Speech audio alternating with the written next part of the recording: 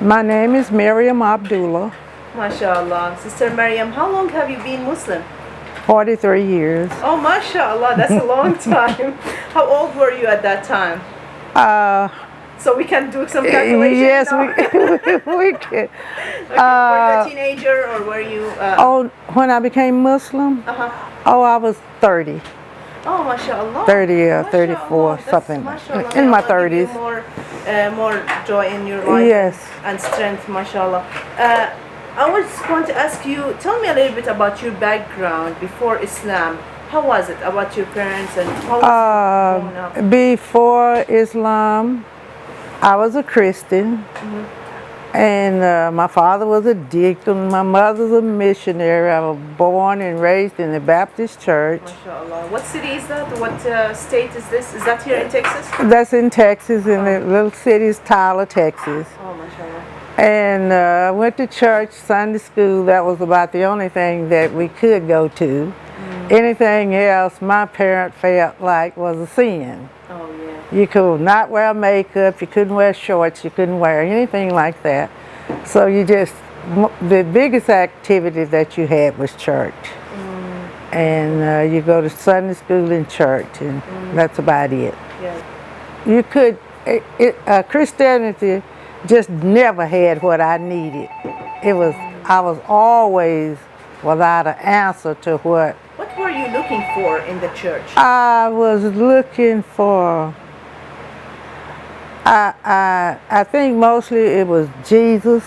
It was this Jesus trip, and I was always crying. I shouted and cried and prayed in the church as long as I could remember. When I was 8 and 10 years old, it always made me sad because the preachers in the Baptist church, they would teach about wasn't it, and sing the songs, wasn't it a shame how they crucified my Lord. And see, I love Jesus, and I would hate to see him always on a cross being murdered, and you know. And then when as I grew up, it was many pictures of Jesus out there, and sometimes he would have a halo on, sometimes he would be dressed in a pink robe, sometimes it would be white. And I began to wonder about this Jesus. And how could he be a human and God at the same time? That's just what I'm saying. And then murdering Jesus. And so I was always concerned, why don't they tell me who murdered Jesus? And that question has never been answered up until this day. I didn't know that I was coming over here, but today I was saying, why we can't see that somebody killed our God. Yeah, exactly. If Jesus is God, and that's who I pray to, I want to know who was able to murder the God, which I can't get an answer to it. Yeah. So, and when I heard Islam, How did you learn about it? I heard it on TV. It was Malcolm X was teaching. Oh, wow. I heard Malcolm X first. That's great. And I said the first time I heard Malcolm X, it was on Sunday morning, I said, I don't know who that man is. What he's teaching is right, but he's going to get killed. And the very next Sunday, he got killed. Wow. And I kind of forgot all about it. And then Muhammad Ali was fighting, and he was talking about Islam and Allah, this God, and I had never heard it, but I could hear something, but I was confused about it. And I'm thinking, what kind of God is this? Now Jesus is God, you know, but here's somebody talking about Allah as God. To me, I heard Allah. But I'm sure it was Allah today because I got the video, and I know that's what he was saying. Yeah. But I heard, who is this Allah as God? And if I had associated Malcolm with, even with Muhammad Ali, if I could have associated that with them, I probably couldn't have accepted Islam. But Allah cleared my mind of all of that. And I lived in Tyler. I came to Dallas to the masjid, and I heard, you know, the teaching of in the Nation of Islam. And I thought, this is what I need. And he was talking about the imam was the minister, they call him minister, Isaiah Kareem. So he was talking about going to Chicago to some kind of convention to see Elijah Muhammad. Oh. And I'm thinking, I need to see Elijah myself because I can't believe it. I was a disbeliever of everything I heard. Right. So they offered me free fare to go. I said, I don't want to go. I don't want free fare. If you tell me how to get to Elijah Muhammad, I just want to see a man that have united the African American people.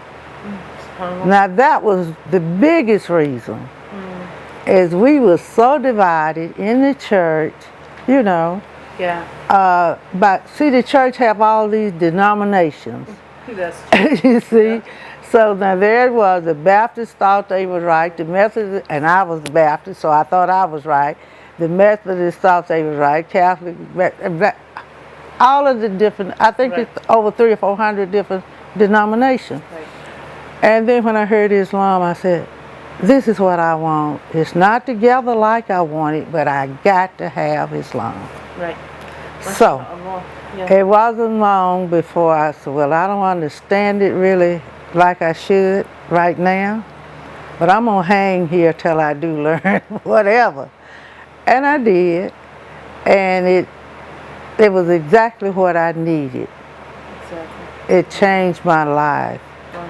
And now that we're getting, well, at that particular time, it really wasn't true Islam. You mean about the Nation of Islam? Yeah, the Nation of Islam at that time. And then how did you move to be a Sunnah after that? How did you start to learn Okay, well, after Elijah Muhammad passed away, I went to his funeral. I went to his wife's funeral. MashaAllah. So, after then, his son was elected, Imam W.D. Muhammad. And that's when he taught, from day one, he taught the Sunnah and Prophet Muhammad. MashaAllah. He put all of that aside and taught pure Islam. My pastor had us to memorize. I was memorizing the Bible. I really know the Bible better than I could ever, I believe, than the Quran, because I can't read Arabic. Right. So, but I can do the Bible, but the Quran verifies everything the Bible said that's true. That's right. And yes, and I love Jesus. Yeah. And once I found out who he truly was, I love him even more. And I know that he's a prophet, you know. But usually, if I tell my family members that Jesus is only a prophet, they a little upset with me. Right. Because they still think that Jesus is God. Right. Even though they do nothing Jesus said do. That I do. I pray for it. And I was going to ask you, okay, how do you see your life now comparing to the old life before? Well, I see it now as I was walking in darkness. I had no light. And I see Islam is the light of the entire world. That's the way I'm looking at it. Hopefully I'm right. I believe that I am, because Islam have to be the light. Because if you following Jesus and somebody killed me, and today I saw in the news they saying that he got up in 3 days and went on and done a whole lot. I don't think they have any understanding of what that is saying. And Islam tells the truth of what happened with Jesus. What message would you give to the world at the end? To the non-Muslims, to your family, if I had to give a message to the world, I would ask people to ask God, whatever they say is God. It doesn't matter. I mean, I believe it will be accepted. to give them some light.